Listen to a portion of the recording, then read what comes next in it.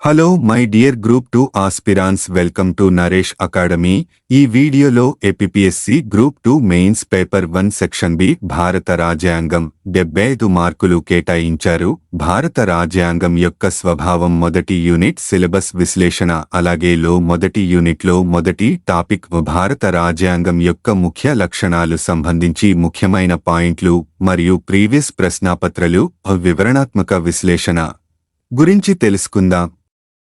1773 regulating act 1773లో British parliament East India company వ్యవహారాలను ఆశ్రయించేందుకు రెగ్యులేటింగ్ యాక్ట్ను ప్రవేశపెట్టింది. Bengal governor Warren Hastings Bengal governor జనరల్గా చేశారు. 4 మంది సభ్యులతో పాటు గవర్నర్ జనరల్తో ఎగ్జిక్యూటివ్ కౌన్సిల్ సృష్టించబడింది.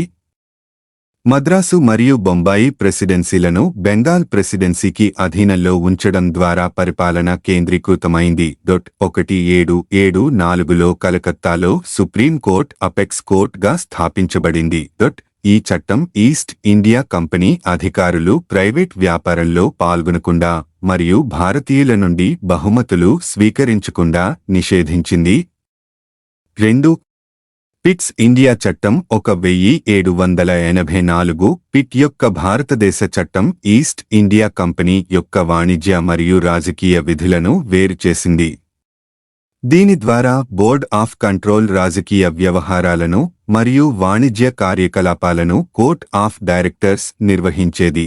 భారతదేశంలోని సంస్థ యొక్క భూభాగాలను భారతదేశంలో బ్రిటిష్ స్వాధీనం అని పిలుస్తారు.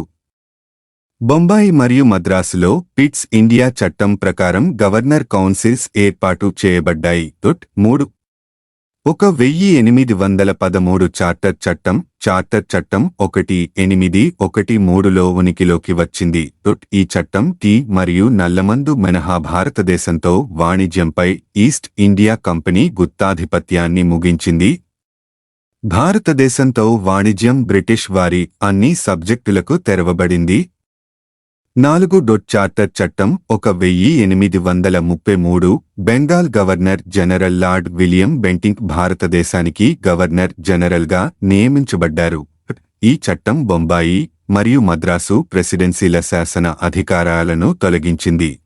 ఈ చట్టం కింద సంస్థ యొక్క వాణిజ్య కార్యకలాపాలు ముగించబడ్డాయి మరియు ఇది ఒక అడ్మినిస్ట్రేటివ్ బాడీగా మార్చబడింది. 5. 1853 చార్టర్ చట్టం 1853 చార్టర్ చట్టం గవర్నర్ జనరల్ కౌన్సిల్ యొక్క శాసన అధికారాలు మరియు కార్యనిర్వాహక అధికారాలను వేరుచేసింది. బెంగాల్, మద్రాస్, ఆగ్రా మరియు బొంబాయి తాత్కాలిక ప్రభుత్వాల నుండి 4 మంది సభ్యులను నియమించిన 6 మంది సభ్యులతో కూడిన సెంట్రల్ లెజిస్లేటివ్ కౌన్సిల్ సృష్టించబడింది.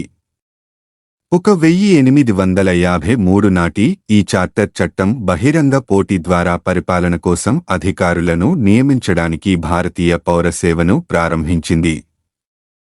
6. భారత ప్రభుత్వ చట్టం 1858 1857 తిరుగుబాటు తరువాత ఈస్ట్ ఇండియా కంపెనీ పాలన ముగిసింది మరియు భారతదేశంలోని బ్రిటిష్ వారి ఆస్తులు నేరుగా బ్రిటిష్ క్రౌన్ క్రిందకు వచ్చాయి. ఈ చట్టం భారతదేశానికి సెక్రటరీ ఆఫ్ స్టేట్ కార్యాలయాన్ని సృష్టించడానికి దారితీసింది. ఇక్కడ కార్యదర్శికి 15 మంది సభ్యులతో కూడిన కౌన్సిల్ ఆఫ్ ఇండియా సహాయం చేసింది. భారతదేశ పరిపాలన అతని అధికారంలో ఉంది మరియు వైస్రాయ్ అతని agent. Lord Canning governor general మరియు అతను వైస్రాయ్గా కూడా నియమించబడ్డాడు. కోర్ట్ ఆఫ్ డైరెక్టర్స్ మరియు బోర్డ్ ఆఫ్ కంట్రోల్ అధికారికంగా ముగిసింది. 7. ఇండియన్ కౌన్సిల్స్ యాక్ట్ 1861 వైస్రాయ్ కౌన్సిల్లో భారతీయులకు కూడా ప్రాతినిధ్యం కల్పించారు.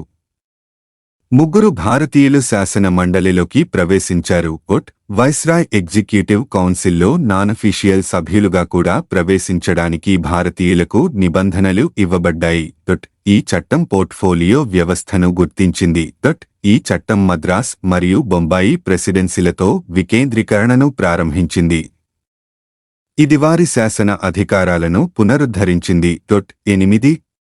ఇండియన్ కౌన్సిల్స్ యాక్ట్ 1892 ఈ చట్టం పరోక్ష ఎన్నికలు లేదా నామినేషన్లను ప్రవేశపెట్టింది.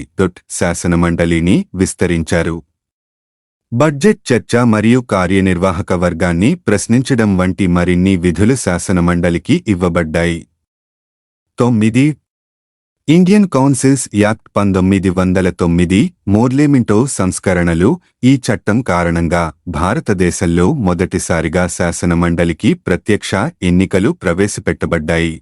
Central legislative council imperial legislative కౌన్సిల్గా మారింది.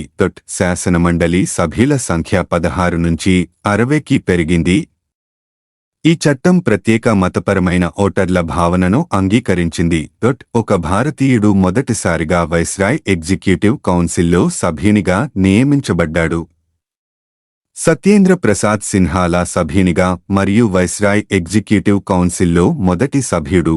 10 భారత ప్రభుత్వ చట్టం 1919 మాంటెచెమ్స్ఫోర్డ్ సంస్కరణలు. సెంట్రల్ మరియు ప్రావిన్షియల్ సబ్జెక్టులు వేరు చేయబడ్డాయి. ప్రాంతీయ ప్రభుత్వాలలో రిజర్వ్ జాబితాకు ఎగ్జిక్యూటివ్ కౌన్సిలర్లు మరియు బదిలీ చేయబడిన సబ్జెక్టుల జాబితాకు బాధ్యత వహించే మంత్రులతో డైర్కీ ప్రవేశపెట్టబడింది. మంత్రులను శాసనమండలికి ఎన్నికైన సభ్యులు నామినేట్ చేస్తారు మరియు వారు శాసనసభకు బాధ్యత వహిస్తారు. కేంద్రంలో తొలిసారిగా అభయ సభలను ప్రవేశపెట్టారు. శాసనమండలి మరియు శాసనసభలను తరువాత వరుసగా రాజ్యసభ మరియు లోక్ సభ అని పిలిచేవారు. వైస్రాయ్ ఎగ్జిక్యూటివ్ కౌన్సిల్లో 3 సభ్యులు భారతీయులుగా ఉండటం తప్పనిసరి. ఈ చట్టం భారతదేశంలో మొదటిసారిగా పబ్లిక్ సర్వీస్ కమిషన్ను ఏర్పాటు చేసింది. ఈ చట్టం ఓటు హక్కును పొడిగించింది మరియు దీని నుండి జనాభాలో 10% మంది ఓటు హక్కును పొందారు. 11 భారత ప్రభుత్వ చట్టం 1935 బ్రిటిష్ ఇండియా మరియు రాచరిక రాష్ట్రాలతో కూడిన అఖిల భారత సమాఖ్య ప్రతిపాదించబడింది. అయితే ఇది ఎప్పుడూ కార్యరూపం దాల్చలేదు. సబ్జెక్టులు కేంద్రం మరియు రాష్ట్రాలు, ప్రావిన్సులు మధ్య విభజించబడ్డాయి. ఫెడరల్ జాబితా అంతా కేంద్రం నియంత్రణలో ఉంది. ప్రావిన్షియల్ జాబితా అంతా ప్రావిన్సుల నియంత్రణలో ఉంటుంది మరియు 2 అందించబడే ఉమ్మడి జాబితా ఉంది. ఈ చట్టం ప్రాంతీయ స్థాయిలో డయార్కీని రద్దు చేసి కేంద్రంలో ప్రవేశపెట్టింది. ప్రావిన్సులకు మరింత స్వయం ప్రతిపత్తి కల్పించబడింది మరియు 11 ప్రావిన్సులలో 6లో ఈ చట్టం ద్విసభ శాసనసభను కూడా ప్రవేశపెట్టింది. ఇండియన్ కౌన్సిల్ రద్దు చేయబడింది మరియు ఫెడరల్ కోర్టు స్థాపించబడింది. బర్మా మరియు ఏడెన్లు భారతదేశం నుండి వేరు చేయబడ్డాయి. ఈ చట్టం ద్వారా ఆర్బీఐ ఏర్పాటైంది. ఈ భారతదేశ చట్టం 1935 దాని స్థానంలో కొత్త భారత రాజ్యాంగం వచ్చే వరకు కొనసాగింది. 12 1947 భారత స్వాతంత్ర్య చట్టం 1947లో భారతదేశం స్వతంత్ర మరియు సార్వభౌమాధికారంగా ప్రకటించబడింది. వైస్రాయ్ మరియు గవర్నర్లు రాజ్యాంగ అధిపతులకు నామమాత్రపు అధిపతులుగా చేశారు. కేంద్రంలో మరియు ప్రావిన్సులలో, రాష్ట్రాలలో బాధ్యతాయుతమైన ప్రభుత్వాలను ఏర్పాటు చేయడం. ఈ చట్టం ప్రకారం భారత రాజ్యాంగ సభ శాసన అధికారాలు మరియు కార్యనిర్వాహక అధికారాలు రెండింటినీ పొందింది. ఆగస్టు 14 అర్ధరాత్రి సమయంలో 1947 బ్రిటిష్ పాలన ముగిసింది మరియు భారతదేశం మరియు పాకిస్తాన్ యొక్క 2 కొత్త స్వతంత్ర డొమినియన్లకు అధికారం బదిలీ చేయబడింది. లార్డ్ మౌంట్ బాటన్ భారతదేశం యొక్క కొత్త డొమినియన్ యొక్క మొదటి గవర్నర్ జనరల్ అయ్యాడు. స్వతంత్ర భారత ప్రధాని జవహర్లాల్ నెహ్రూతో మొదటిగా ప్రమాణం చేశారు. ది భారత రాజ్యాంగ సభ 1946 భారతీయ పార్లమెంటుగా మారింది. ప్రీవియస్ ప్రశ్నాపత్రలు. ప్రశ్న 1 రాజ్యాంగ నిర్మాణ సభ ఏ తేదీన ముసాయిదా కమిటీని ఏర్పాటు చేసింది? Group 2 men 2019. సమాధానం ఆగస్టు 29, 1947. వివరణాత్మక విశ్లేషణ. రాజ్యాంగ ముసాయిదాను రూపొందించేందుకు డాక్టర్ బి. అంబేద్కర్ అధ్యక్షతన 1947 ఆగస్టు 29న రాజ్యాంగ మండలి ముసాయిదా కమిషన్ను ఏర్పాటు చేసింది. ప్రశ్న 2 జాతీయ గీతాన్ని రాజ్యాంగ పరిషత్ భారత జాతీయ గీతంగా ఎప్పుడు అధికారికంగా ఆమోదించింది? Group 2 men 2019. సమాధానం ఈ జనవరి 24, 1950. వివరణాత్మక విశ్లేషణ భారత జాతీయ గీతం ఆసక్తికరమైన వాస్తవాలు భారత జాతీయ గీతాన్ని నోబెల్ గ్రహీత రవీంద్రనాథ్ ఠాగూర్ రచించారు. అతను బంగ్లాదేశ్ జాతీయ గీతాన్ని కూడా రాశాడు. రచించిన భరోతో భాగ్యో బిధాత అనే బెంగాలీ శ్లోకం యొక్క మొదటి చరణం భారతదేశ జాతీయ గీతం యొక్క పంక్తులు మొదట రాగం అల్హయ్య బిలావల్లో సెట్ చేయబడ్డాయి. ఇప్పటికీ ఇది రాగం యొక్క శాస్త్రీయ రూపానికి స్వల్ప వ్యత్యాసాలతో పాడబడుతుంది. డిసెంబర్ 1911, 28న కోల్కతాలో జరిగిన కాంగ్రెస్ సమావేశంలో మొదటిసారిగా జనగణ మన మొదటి వెర్షన్ పాడబడింది. 1942లో జనగణ మన హాంబర్గ్లో మొదటిసారి ప్రదర్శించబడింది. పాడలేదు. జనగణ మన భారత జాతీయ గీతంగా జనవరి 24, 1950న ప్రకటించబడింది. భారత జాతీయ గీతం యొక్క అధికారిక సంస్కరణ చట్టం ప్రకారం 52 సెకన్లు తీసుకోవాలి మరియు 54 సెకన్లు కాదు. అయితే దాని చిన్న వెర్షన్ 20 సెకన్లలోపు పాడవచ్చు. 2015లో రాజస్థాన్ గవర్నర్ అధినాయక పదాన్ని మంగల్తో భర్తీ చేయాలని డిమాండ్ చేశారు. ఠాగూర్ స్వయంగా 1939లో దానిని కొట్టివేసిన పురాణాన్ని దృష్టిలో ఉంచుకుని తన వివాదాన్ని నిర్మించారు. సుభాష్ చంద్రబోస్ సంస్కృతీకరించబడిన బెంగాలీ నుండి హిందుస్థానీలో ప్రసిద్ధ రూపానికి భారతదేశ జాతీయ గీతాన్ని ఉచిత అనువాదానికి అధికారం ఇచ్చారు. ఇండియన్ నేషనల్ ఆర్మీ ఈయన కెప్టెన్ అబిద్ అలీ సుబ్సుఖ్ చైన్ అనే వెర్షన్ను రూపొందించారు. భారత రాజ్యాంగంలోని ఆర్టికల్ 51 ఇలా పేర్కొంది: రాజ్యాంగానికి కట్టుబడి ఉండటం మరియు దాని ఆదర్శాలు మరియు సంస్థలు, జాతీయ జెండా మరియు జాతీయ గీతాన్ని గౌరవించడం భారతదేశంలోని ప్రతి పౌరుడి విధి. ప్రశ్న 3 భారత స్వాతంత్ర్యానికి సంబంధించిన బిల్లును ఆమోదించి అమలులోకి తీసుకురావడానికి బ్రిటిష్ పార్లమెంటే ని రోజులు తీసుకున్నది? Group 2 mains 2017. ఆప్షన్స్ 1, 5, 2, 15, 3, 25, 4, 35. సమాధానం 2, 15. వివరణాత్మక విశ్లేషణ భారత స్వాతంత్ర్య బిల్లు యూకే హౌస్ ఆఫ్ కామన్స్లో జూలై 4, 1947న ప్రవేశపెట్టబడింది. మౌంట్బాటన్ పరిశీలించిన 15 రోజుల్లో జూలై 18, 1947న ఆమోదించబడింది. ఆగస్టు 15, 1947న భారతదేశం మరియు పాకిస్తాన్ స్వతంత్ర దేశాలుగా ఏర్పడ్డాయి. ఈ చట్టాన్ని క్లెమెంట్ అట్లీ యొక్క లేబర్ ప్రభుత్వం రూపొందించింది.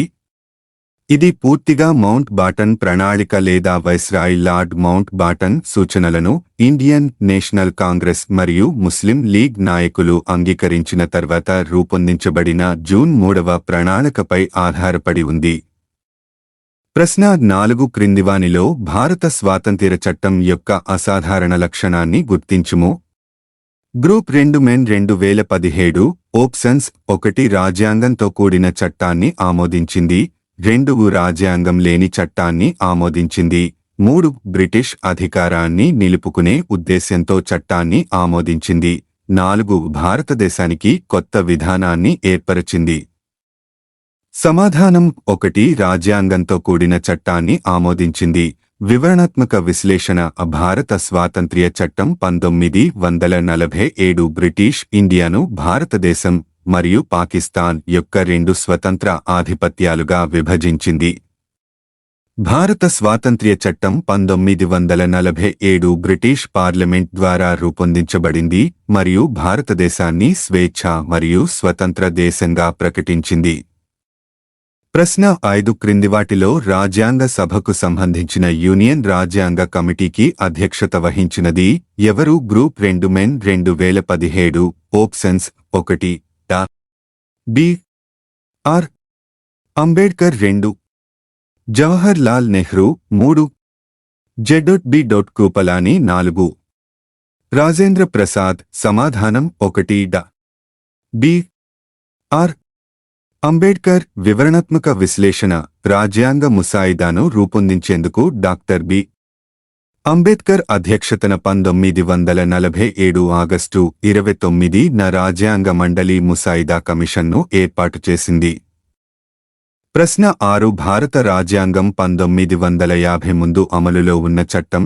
గ్రూప్ 2 మెన్ 2011 1 భారత ప్రభుత్వ చట్టం 1935 2 భారత ప్రభుత్వ చట్టం 1918 3 భారత ప్రభుత్వ చట్టం 1945 4 భారత ప్రభుత్వ చట్టం 1948 సమాధానం జనవరి 24 1950 వివరణాత్మక విశ్లేషణ భారత ప్రభుత్వ చట్టం 1935 భారతదేశం కోసం బ్రిటిష్ పార్లమెంట్ ఆమోదించిన సుదీర్ఘ చట్టం. రౌండ్ టేబుల్ కాన్ఫరెన్స్ తర్వాత ప్రచురించబడిన శ్వేతపత్రం భారత ప్రభుత్వ చట్టం 1935కి ప్రాతిపదికగా మారింది. ఇది కేంద్రంలో రాజ్యాధికారాన్ని మరియు ప్రావిన్సులలో బాధ్యతాయుతమైన ప్రభుత్వాన్ని ప్రవేశపెట్టింది. ఈ భారతదేశ చట్టం 1935 దాని స్థానంలో కొత్త భారత రాజ్యాంగం వచ్చే వరకు కొనసాగింది. ప్రశ్న 7 ఫిబ్రవరి 21 1948 నాడు రాజ్యాంగ సదస్సుకు సమర్పించబడిన భారత ముసాయిదా రాజ్యాంగంలో ఉన్నవి. గ్రూప్ 2 మెన్ 2011 ఏ 315 ఆర్టికళ్లు 8 షెడ్యూళ్లు బి 295 ఆర్టికళ్లు 8 షెడ్యూళ్లు సి 399 ఆర్టికళ్లు 10 షెడ్యూళ్లు డి 395 ఆర్టికళ్లు 10 షెడ్యూళ్లు. సమాధానం ఏ 315 ఆర్టికళ్లు 8 షెడ్యూళ్లు. వివరణాత్మక విశ్లేషణ ఫిబ్రవరి 21 1948న ముసాయిదా కమిటీ భారత రాజ్యాంగ ముసాయిదాను రాజ్యాంగ పరిషత్ అధ్యక్షునికి సమర్పించింది.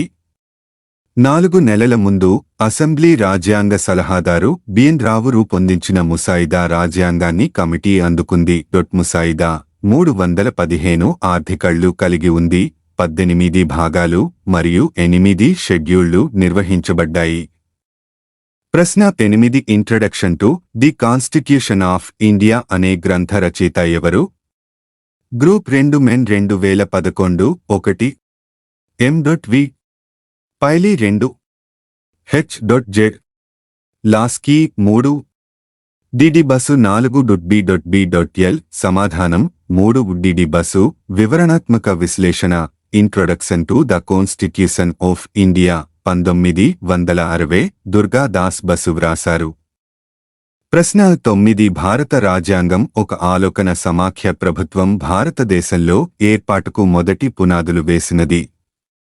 గ్రూప్ 2 మెన్ 2012 1 భారత స్వాతంత్ర్య చట్టం 2 భారత ప్రభుత్వ చట్టం 3 భారత రాజ్యాంగం 4 భారత కౌన్సిల్ చట్టం. సమాధానం 2 భారత ప్రభుత్వ చట్టం. ప్రశ్న 10 రాజ్యాంగ సభ కూర్పు రమారమి ఎవరి సలహాల మార్గములో రూపొందించారు? గ్రూప్ 1 2017 1 మౌంట్ బాటన్ 2 క్రిప్స్ మిషన్ 3 కాబినెట్ మిషన్ 4 భారత స్వాతంత్ర్య చట్టం. సమాధానం 3 కాబినెట్ మిషన్. వివరణ ప్రశ్న 11 క్రింది ఏ చట్టం నిబంధన ప్రావిన్సెస్ రాష్ట్రాలలో ద్వంద్వ పరిపాలనా విధానాన్ని ఏర్పరచింది? డిగ్రీ లెక్చర్ 2019 ఆప్షన్స్ 1 భారత ప్రభుత్వ చట్టం 1909 గవర్నమెంట్ ఆఫ్ ఇండియా యాక్ట్ 1909 2 భారత కౌన్సిల్ చట్టం 1892 ఇండియన్ కౌన్సిల్ యాక్ట్ 1892 3 భారత ప్రభుత్వ చట్టం 1919 గవర్నమెంట్ ఆఫ్ ఇండియా యాక్ట్ 1919 4 భారత ప్రభుత్వ చట్టం 1935 గవర్నమెంట్ ఆఫ్ ఇండియా యాక్ట్ 1935. సమాధానం ఈ 3 భారత ప్రభుత్వ చట్టం 1919. ప్రశ్న 1 షెడ్యూల్ కులం షెడ్యూల్ తెగలు అనే విభాగాన్ని ద్వారా ప్రవేశపెట్టారు. Degree lecture 2019 options 1 government of India act 1919 భారత ప్రభుత్వ చట్టం 1919 గవర్నమెంట్ ఆఫ్ ఇండియా యాక్ట్ 1935 భారత ప్రభుత్వ చట్టం 1935 యాక్ట్ ఆఫ్ పార్లమెంట్ 1951 పార్లమెంట్ చట్టం 1951 గవర్నమెంట్ ఆఫ్ ఇండియా యాక్ట్ 1909 భారత ప్రభుత్వ చట్టం 1909 which act provision established dyarchy in the provinces. సమాధానం 1935 భారత ప్రభుత్వ చట్టం 1935. ప్రశ్న 2 క్రింది ఏ చట్టం నిబంధన ప్రావిన్సెస్ రాష్ట్రాలలో ద్వంద్వ పరిపాలనా విధానాన్ని ఏర్పరచింది? Degree lecture 2019. ఆప్షన్స్ 1 భారత ప్రభుత్వ చట్టం 1909 గవర్నమెంట్ ఆఫ్ ఇండియా యాక్ట్ 1909. 2 భారత కౌన్సిల్ చట్టం 1892 ఇండియన్ కౌన్సిల్ యాక్ట్ 1892. 3 భారత ప్రభుత్వ చట్టం 1919 గవర్నమెంట్ ఆఫ్ ఇండియా యాక్ట్ 1919. 4 భారత ప్రభుత్వ చట్టం 1935 గవర్నమెంట్ ఆఫ్ ఇండియా యాక్ట్ 1935. సమాధానం ఈ 3 భారత ప్రభుత్వ చట్టం 1919. ప్రశ్న 1 రాజ్యాంగ దినోత్సవాన్ని పురస్కరించుకుని కింది ప్రకటనలను పరిశీలించండి. యూపీఎస్సీ 2023 ప్రకటన పౌరులలో రాజ్యాంగ విలువలను పెంపొందించడానికి ప్రతి సంవత్సరం నవంబర్ 26న రాజ్యాంగ దినోత్సవాన్ని జరుపుకుంటారు. ప్రకటన నవంబర్ 26, 1949న భారత రాజ్యాంగ సభ ముసాయిదా భారత రాజ్యాంగాన్ని రూపొందించడానికి డాక్టర్ బి.ఆర్. అంబేద్కర్ అధ్యక్షతన ముసాయిదా కమిటీని ఏర్పాటు చేసింది. పై స్టేట్మెంట్లకు సంబంధించి కింది వాటిలో సరైనది ఏది? ఆ స్టేట్మెంట్ మరియు స్టేట్మెంట్ రెండూ సరైనవి మరియు స్టేట్మెంట్ అనేది స్టేట్మెంట్ కి సరైన వివరణ. బి స్టేట్మెంట్ మరియు స్టేట్మెంట్ రెండూ సరైనవి మరియు స్టేట్మెంట్ కి సరైన వివరణ కాదు. సి స్టేట్మెంట్ సరైనది కానీ స్టేట్మెంట్ తప్పు. డి స్టేట్మెంట్ తప్పు కానీ స్టేట్మెంట్ సరైనది. జవాబు ఇసి బినెట్ మిషన్ ప్లాన్ 1946 ద్వారా రూపొందించబడిన పథకం ప్రకారం భారత రాజ్యాంగ సభ నవంబర్ 1946లో ఏర్పాటు చేయబడింది. భారత రాజ్యాంగ నిర్మాణం మరియు నిబంధనలకు సంబంధించిన అంశాలపై అసెంబ్లీ చర్చించింది. ప్రకటన 1 సరైనది. భారతదేశంలో రాజ్యాంగ దినోత్సవాన్ని ప్రతి సంవత్సరం నవంబర్ 26న భారత రాజ్యాంగాన్ని ఆమోదించిన జ్ఞాపకార్థం జరుపుకుంటారు మరియు భారత పౌరులలో రాజ్యాంగ విలువలను ప్రోత్సహించడానికి కూడా దీనిని జరుపుకుంటారు. ప్రకటన 2 తప్పు. 29 ఆగస్టు 1947న రాజ్యాంగ పరిషత్ డాక్టర్ బి.ఆర్. అధ్యక్షతన ముసాయిదా కమిటీని ఏర్పాటు చేసింది. అంబేద్కర్ భారతదేశం కోసం ముసాయిదా రాజ్యాంగాన్ని సిద్ధం చేయడానికి నవంబర్ 26, 1949న భారత రాజ్యాంగ సభ భారత రాజ్యాంగాన్ని ఆమోదించింది మరియు ఇది జనవరి 26, 1950న అమల్లోకి వచ్చింది. ప్రశ్న 2 1813 చార్టర్ చట్టం గురించిన కింది ప్రకటనలను పరిగణించండి. యూపీఎస్సీ 2019 1. ఇది వాణిజ్యం మరియు చైనాతో వాణిజ్యం మినహా భారతదేశంలో ఈస్ట్ ఇండియా కంపెనీ యొక్క వాణిజ్య గుత్తాధిపత్యాన్ని ముగించింది. 2. కంపెనీ ఆధీనంలో ఉన్న భారతీయ భూభాగాలపై బ్రిటిష్ క్రౌన్ సార్వభౌమాధికారాన్ని ఇది నొక్కి చెప్పింది. 3. భారతదేశ ఆదాయాలు ఇప్పుడు బ్రిటిష్ పార్లమెంటుచే నియంత్రించబడుతున్నాయి. పైన ఇచ్చిన స్టేట్మెంట్లలో ఏది సరైనది? ఏ 1 మరియు 2 మాత్రమే, బి 2 మరియు 3 మాత్రమే, సి 1 మరియు 3 మాత్రమే, డి 1, 2 మరియు 3. సమాధానం ఏ 1 మరియు 2 మాత్రమే. వివరణ 1813 నాటి చార్టర్ చట్టం భారతదేశంలో ఈస్ట్ ఇండియా కంపెనీ యొక్క వాణిజ్య గుత్తాధిపత్యాన్ని తేనీరు మరియు చైనాతో వాణిజ్యం మినహాయించి ముగించింది. కాబట్టి ప్రకటన 1 సరైనది. భారతదేశంలోని బ్రిటిష్ కాలనీలపై క్రౌన్ అధికార పరిధి ఈ చట్టం ద్వారా నిర్ధారించబడింది. అందువల్ల ప్రకటన 2 సరైనది. 1813 చార్టర్ చట్టం తర్వాత కూడా భారతదేశ ఆదాయాలు ఇప్పటికీ ఈస్ట్ ఇండియా కంపెనీచే నియంత్రించబడ్డాయి. అయితే రెవెన్యూ మరియు ప్రాదేశిక పరిపాలనపై అనేక పరిమితులు విధించబడ్డాయి. 1853 నుండి భారతదేశ ఆదాయాన్ని బ్రిటిష్ పార్లమెంటు నియంత్రిస్తుంది. కాబట్టి ప్రకటన 3 తప్పు. కాబట్టి ఏ సరైన సమాధానం? ప్రశ్న 3 కింది ఏ చట్టం ద్వారా బెంగాల్ గవర్నర్ జనరల్ను భారత గవర్నర్ జనరల్గా నియమించారు? యూపీఎస్సీ 2023. ఏ రెగ్యులేటింగ్ చట్టం, బి పిట్స్ ఇండియా చట్టం, సి 1793 యొక్క చార్టర్ చట్టం, డి 1833 యొక్క చార్టర్ చట్టం. సమాధానం డి 1833 చార్టర్ చట్టం ద్వారా బెంగాల్ గవర్నర్ జనరల్ను భారతదేశానికి గవర్నర్ జనరల్గా నియమించారు. ఇది పరిపాలనా కేంద్రీకరణకు దారితీసింది. బొంబాయి మరియు మద్రాసు ప్రెసిడెన్సీలు వాటి శాసన అధికారాలను హరించాయి. కాబట్టి డి సరైన సమాధానం. ప్రశ్న 4. 1833 చార్టర్ చట్టంలో కింది నిబంధనలలో ఏది చేయబడలేదు? యూపీఎస్సీ 2003. ఏ ఈస్ట్ ఇండియా కంపెనీ యొక్క వ్యాపార కార్యకలాపాలు రద్దు చేయబడాలి. బి కౌన్సిల్లో భారత గవర్నర్ జనరల్గా సుప్రీం అథారిటీ హోదాను మార్చాలి.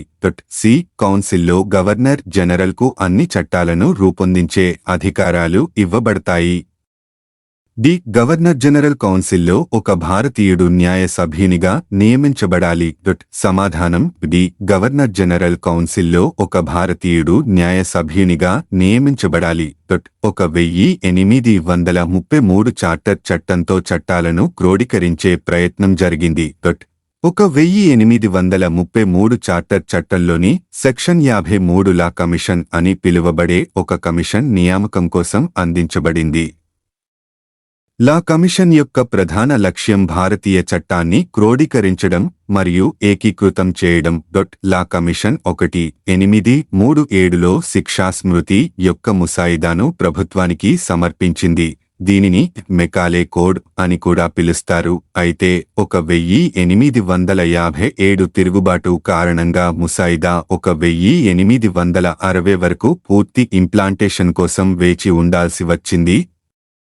సిఫారసుల ఫలితంగా 1859లో సివిల్ ప్రొసీజర్ కోడ్ను ప్రవేశపెట్టారు.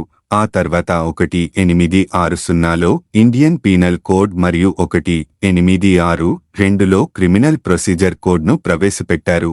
1833 చార్టర్ చట్టం చట్టసభ్యుని నియామకం కోసం అందిస్తుంది కానీ తప్పనిసరిగా భారతీయుడిని కాదు. కాబట్టి ఎంపిక డి సరైన సమాధానం.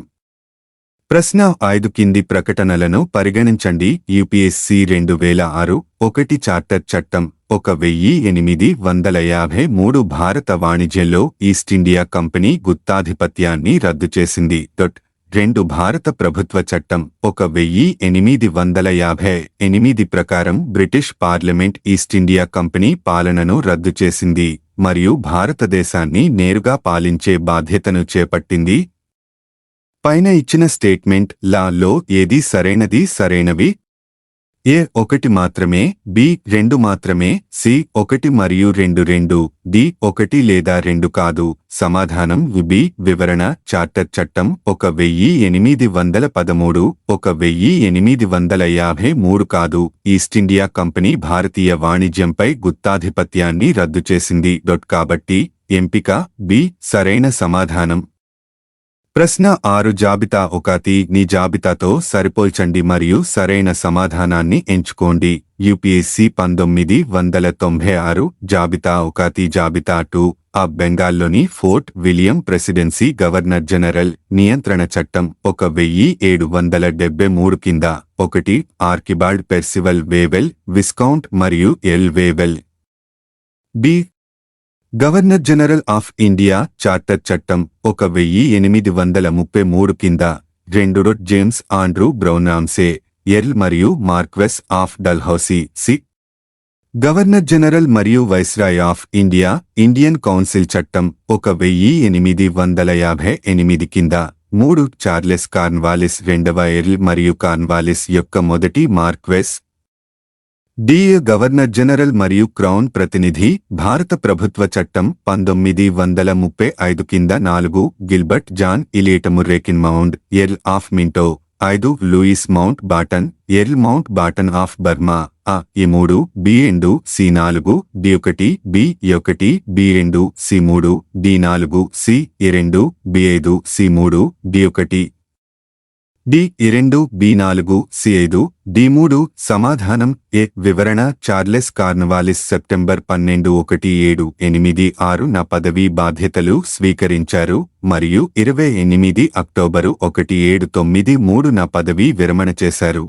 మార్క్వెస్ కార్న్వాలిస్ జూలై 31 1805 న పదవీ బాధ్యతలు స్వీకరించారు మరియు అక్టోబర్ 5 1805 న పదవీ విరమణ చేశారు.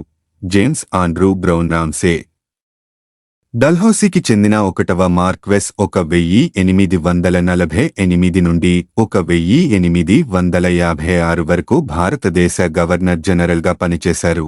లార్డ్ మౌంట్ బాటన్ భారతదేశానికి చివరి వైస్రాయ్ 1947 మరియు స్వతంత్ర భారతదేశానికి మొదటి గవర్నర్ జనరల్ 1947 నుంచి 48 వరకు. విస్కౌంట్ వేవెల్ పదవీకాలం అక్టోబర్ 1 1943 ఫిబ్రవరి 21 1947. కాబట్టి ఎంపిక ఆ సరైన సమాధానం. ప్రశ్న 7 క్వీన్ విక్టోరియా ప్రకటన 1858 యొక్క వస్తువులు ఏమిటి? యూపీఎస్సీ 2014 1 భారతీయ రాష్ట్రాలను విలీనం చేయాలనే ఉద్దేశ్యాన్ని నిరాకరించడం. 2 భారత పరిపాలనను బ్రిటిష్ క్రౌన్ కింద ఉంచడం. 3 భారతదేశంతో ఈస్ట్ ఇండియా కంపెనీ వాణిజ్యాన్ని నియంత్రించేందుకు దిగువ ఇచ్చిన కోడ్ని ఉపయోగించి సరైన సమాధానాన్ని ఎంచుకోండి. ఏ 1 మరియు 2 మాత్రమే, బి 2 మాత్రమే, సి 1 మరియు 3 మాత్రమే, డి 1, 2 మరియు 3. సమాధానం ఏ వివరణ క్వీన్ విక్టోరియా ప్రకటన 1858 యొక్క వస్తువులు భారతీయ రాష్ట్రాలను విలీనం చేయాలనే ఉద్దేశ్యాన్ని నిరాకరిస్తాయి. ఎందుకంటే ఈ ప్రకటన లార్డ్ డల్హౌసీ యొక్క యుద్ధానికి ముందు రాజరిక రాజ్య విలీనానికి సంబంధించిన రాజకీయ ఏకీకరణ విధానాన్ని తిప్పికొట్టింది.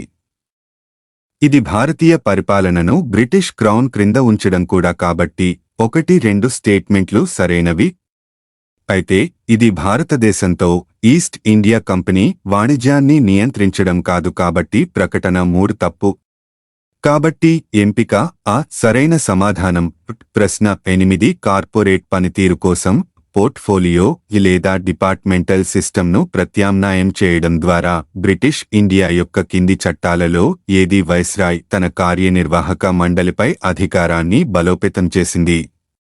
యూపీఎస్సీ 2002 ఎయిర్ ఇండియన్ కౌన్సిల్ చట్టం 1861, బి భారత ప్రభుత్వ చట్టం 1858, సి ఇండియన్ కౌన్సిల్ చట్టం 1892, డి ఇండియన్ కౌన్సిల్ చట్టం 1909. సమాధానం ఏ వివరణ 1861లోని Indian councils act viceroy executive కౌన్సిల్ను పోర్ట్ఫోలియో సిస్టంపై నడిచే చిన్న క్యాబినెట్గా మార్చింది మరియు 5 సాధారణ సభ్యులలో ప్రతి ఒక్కరిని కలకత్తా ప్రభుత్వంలోని ఒక ప్రత్యేక విభాగానికి బాధ్యత వహించారు. కాబట్టి ఎంపిక ఆ సరైన సమాధానం. ప్రశ్న 9 మాంటేక్చమ్స్ ఫోర్డ్ ప్రతిపాదనలు దేనికి సంబంధించినవి?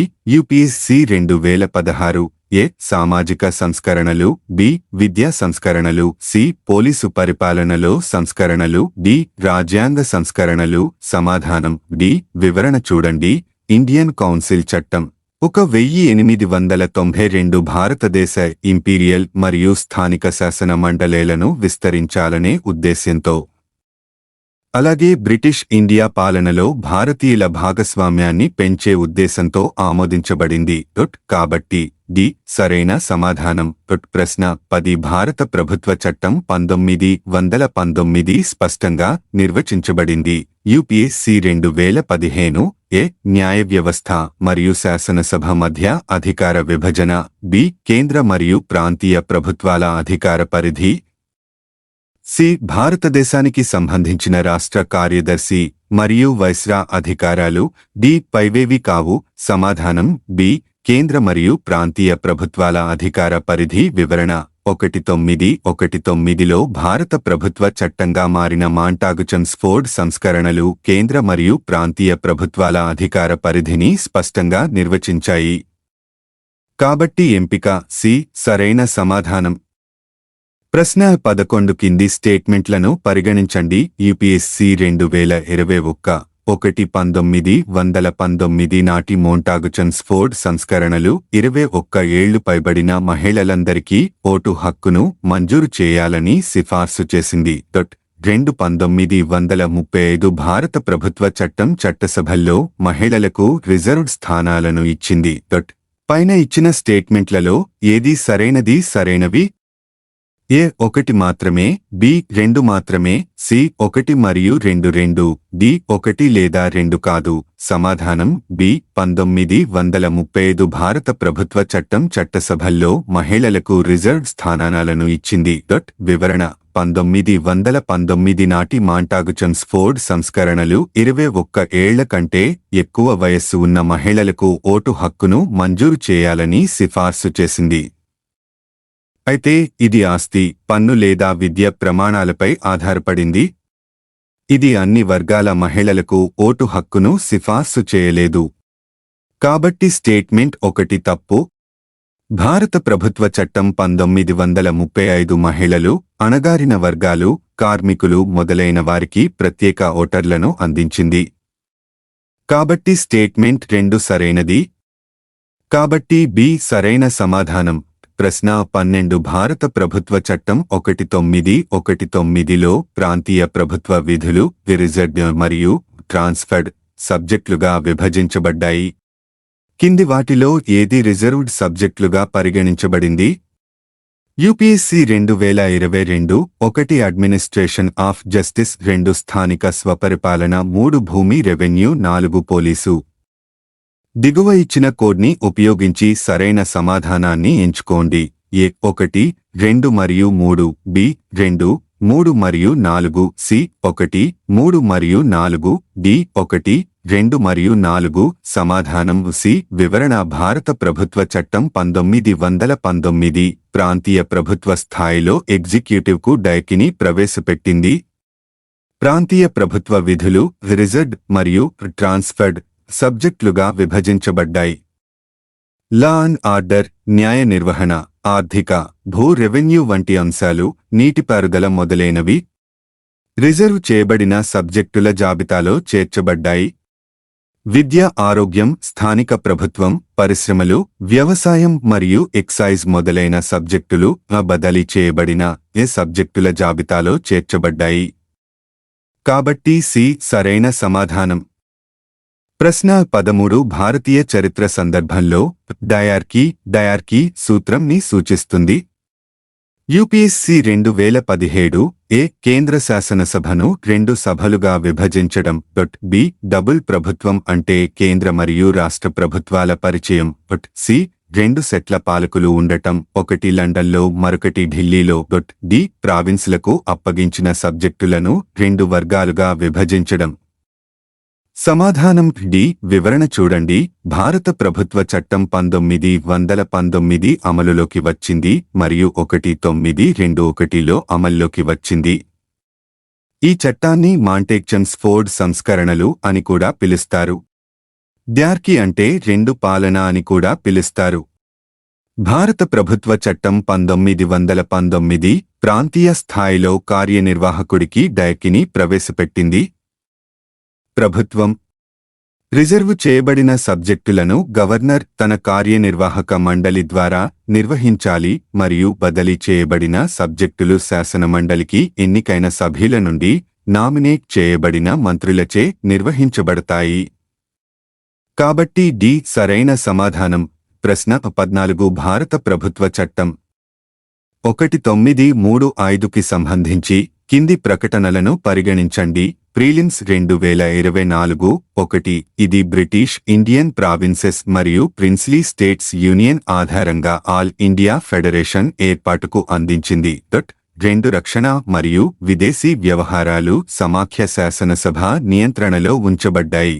పైన ఇచ్చిన స్టేట్మెంట్లలో ఏది సరైనవి?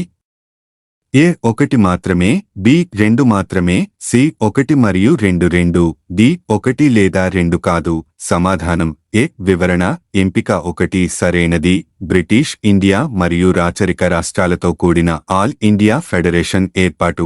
బ్రిటిష్ ఇండియాలోని ప్రావిన్సులు సమాఖ్యలో చేరవలసి ఉంటుంది, కానీ రాచరిక రాష్ట్రాలకు ఇది తప్పనిసరి కాదు. అవసరమైన సంఖ్యలో రాచరిక రాష్ట్రాల నుండి మద్దతు లేకపోవడంతో ఈ సమాఖ్య ఎప్పుడూ కార్యరూపం దాల్చలేదు. ఎంపిక 2 సరైనది కాదు. రక్షణ మరియు విదేశీ వ్యవహారాలు ఫెడరల్ లెజిస్లేచర్ కాకుండా గవర్నర్ జనరల్ నియంత్రణలో ఉంచబడ్డాయి. ప్రశ్న 15 ఫ్లాగ్ కోడ్ ఆఫ్ ఇండియా 2002 ప్రకారం భారతదేశ జాతీయ జెండాకు సంబంధించి క్రింది ప్రకటనలను పరిగణించండి. 2023 ప్రకటన భారతదేశ జాతీయ పతాకం యొక్క ప్రామాణిక పరిమాణాలలో 1 600 మిమీ x 400 మిమీ. ప్రకటన జెండా ఎత్తు, వెడల్పు, కి పొడవు యొక్క నిష్పత్తి 3:2 ఉండాలి. పై స్టేట్మెంట్లకు సంబంధించి కింది వాటిలో ఏది సరిదిద్దబడింది? ఆ స్టేట్మెంట్ మరియు స్టేట్మెంట్ 2 సరైనవి మరియు స్టేట్మెంట్ అనేది స్టేట్మెంట్కి సరైన వివరణ. బి స్టేట్మెంట్ మరియు స్టేట్మెంట్ 2 సరైనవి మరియు స్టేట్మెంట్కి సరైన వివరణ కాదు. సి స్టేట్మెంట్ సరైనది కానీ స్టేట్మెంట్ తప్పు అయితే తప్పు. డి స్టేట్మెంట్ తప్పు, స్టేట్మెంట్ సరైనది. జవాబు డి. దేశంలో జాతీయ జెండాను ఉపయోగించడం, ప్రదర్శించడం మరియు ఎగురవేయడం అనేది ఫ్లాగ్ కోడ్ ఆఫ్ ఇండియా 2002 అని పిలువబడే సూచనల సమితి ద్వారా మార్గనిర్దేశం చేయబడుతుంది. కోడ్ జాతీయ జెండా ప్రదర్శన కోసం అన్ని చట్టాలు, సమావేశాలు, అభ్యాసాలు మరియు సూచనలను కల్పిస్తుంది. స్టేట్మెంట్ 1 తప్పు. భారత ఫ్లాగ్ కోడ్ 2002 ప్రకారం జాతీయ జెండా 600 మిల్లీమీటర్లు 400 మిల్లీమీటర్లు పరిమాణంలో ఉండకూడదు. జాతీయ జెండా ఈ క్రింది విధంగా 9 ప్రామాణిక కొలతలు కలిగి ఉంటుందని కోడ్ పేర్కొంది. ప్రశ్న 16 జనవరి 26, 1950న భారతదేశం యొక్క ఖచ్చితమైన రాజ్యాంగ హోదా ఏమిటి? యూపీఎస్సీ 2021.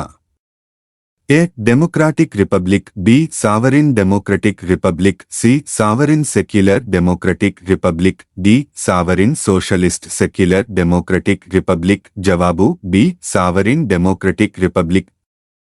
ప్రశ్న 17 1813 చార్టర్ చట్టం యూపీఎస్సీ 2019 గురించిన కింది ప్రకటనలను పరిగణించండి. 1 ఇది టీలో వాణిజ్యం మరియు చైనాతో వాణిజ్యం మినహా భారతదేశంలో ఈస్ట్ ఇండియా కంపెనీ యొక్క వాణిజ్య గుత్తాధిపత్యాన్ని ముగించింది. 2 కంపెనీ ఆధీనంలో ఉన్న భారతీయ భూభాగాలపై బ్రిటిష్ క్రౌన్ సార్వభౌమాధికారాన్ని ఇది నొక్కి చెప్పింది. 3 భారతదేశ ఆదాయాలు ఇప్పుడు బ్రిటిష్ పార్లమెంటుచే నియంత్రించబడుతున్నాయి. పైన ఇచ్చిన స్టేట్మెంట్లలో ఏది సరైనది? ఏ. 1 మరియు 2 మాత్రమే, బి. 2 మరియు 3 మాత్రమే, సి.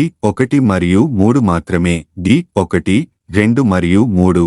సమాధానం ఏ. వివరణ చూడండి. 1813 నాటి చార్టర్ చట్టం భారతదేశంలో ఈస్టిండియా కంపెనీ యొక్క వాణిజ్య గుత్తాధిపత్యాన్ని తేనీరు మరియు చైనాతో వాణిజ్యం మినహాయించి ముగించింది. కాబట్టి ప్రకటన 1 సరైనది. భారతదేశంలోని బ్రిటిష్ కాలనీలపై క్రౌన్ అధికార పరిధి ఈ చట్టం ద్వారా నిర్ధారించబడింది. అందువల్ల ప్రకటన 2 సరైనది. 1813 చార్టర్ చట్టం తర్వాత కూడా భారతదేశ ఆదాయాలు ఇప్పటికీ ఈస్టిండియా కంపెనీచే నియంత్రించబడ్డాయి. అయితే రెవెన్యూ మరియు ప్రాదేశిక పరిపాలనపై అనేక పరిమితులు విధించబడ్డాయి.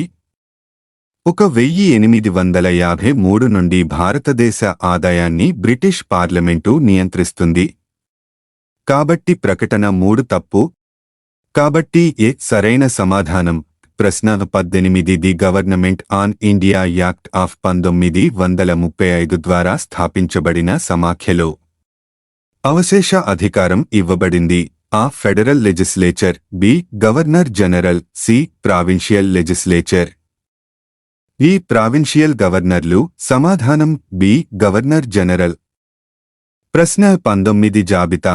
భారత కలోనియల్ గవర్నమెంట్ చట్టాలు ని జాబితా నిబంధనలు తో సరిపోల్చండి మరియు జాబితా కలోనియల్ చట్టాలు. భారత ప్రభుత్వం క్రింద ఇవ్వబడిన కోడ్లను ఉపయోగించి సరైన సమాధానాన్ని ఎంచుకోండి. యూపీఎస్సీ మెయిన్స్ 2002 జాబితా ఆ చార్టర్ చట్టం 1813 1. తూర్పు భారతదేశాన్ని పూర్తిగా నియంత్రించేందుకు బ్రిటన్లో బోర్డ్ ఆఫ్ కంట్రోల్ను ఏర్పాటు చేయండి. B regulating act 1773 2. భారతదేశంలో కంపెనీ వాణిజ్య గుత్తాధిపత్యం ముగిసింది. సి 1858 చట్టం 3 పాలించే అధికారం ఈస్ట్ ఇండియా కంపెనీ నుండి బ్రిటిష్ క్రౌన్కు బదిలీ చేయబడింది. డి పిట్ యొక్క భారతదేశ చట్టం 4 కంపెనీ నిర్వహణకు సంబంధించిన అన్ని కరస్పాండెన్స్లు మరియు పత్రాలను బ్రిటిష్ ప్రభుత్వానికి సమర్పించాలని కంపెనీ డైరెక్టర్లు కోరారు. కింది కోడ్ల నుండి ఎంచుకోండి. A 2 B 4 C 3 D 1 B 1 B 3 C 4 D 2 C 2 B 3 C 4 D 1 D 1 B 4 C 3 D 2. సమాధానం ఏ. వివరణ చూడండి. రెగ్యులేటింగ్ యాక్ట్ 1773ని అమలులోకి తెచ్చే ప్రధాన లక్ష్యం భారతదేశం మరియు ఇంగ్లండ్లో కంపెనీ కార్యకలాపాలను ట్రాక్ చేయడం, అలాగే ఇప్పటికే ఉన్న లోపాలను తొలగించడం. కాబట్టి బి 4తో సరిపోలుతుంది. పిట్ యొక్క ఇండియా చట్టం 1784 ఈస్ట్ ఇండియా కంపెనీ యొక్క రాజకీయ మరియు కార్పొరేట్ కార్యకలాపాలను వేరు చేసింది. ఈ ద్వంద్వ నియంత్రణ వ్యవస్థలో కంపెనీకి కోర్ట్ ఆఫ్ డైరెక్టర్స్ ప్రాతినిధ్యం వహించారు మరియు బ్రిటిష్ ప్రభుత్వానికి బోర్డ్ ఆఫ్ కంట్రోల్ ప్రాతినిధ్యం వహించింది. కాబట్టి డి 1తో సరిపోతుంది. చార్టర్ చట్టం ప్రకారం 1813 భారతదేశంలో కంపెనీ వాణిజ్య గుత్తాధిపత్యం ముగిసింది. కాబట్టి ఆ 2తో సరిపోతుంది. భారత ప్రభుత్వ చట్టం 1858 ప్రకారం పాలించే అధికారం ఈస్ట్ ఇండియా కంపెనీ నుండి బ్రిటిష్ క్రౌన్కు బదిలీ చేయబడింది. కాబట్టి ఎంపిక ఆ సరైన సమాధానం. ప్రశ్న 20 కింది ఏ చట్టం ద్వారా బెంగాల్ గవర్నర్ జనరల్ను భారత గవర్నర్ జనరల్గా నియమించారు? యూపీఎస్సీ 2023.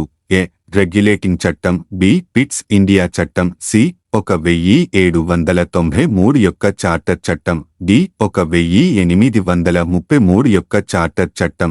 సమాధానం డి. వివరణ చూడండి. 1833 చార్టర్ చట్టం ద్వారా బెంగాల్ గవర్నర్ జనరల్ను భారతదేశానికి గవర్నర్ జనరల్గా నియమించారు. ఇది పరిపాలనా కేంద్రీకరణకు దారితీసింది.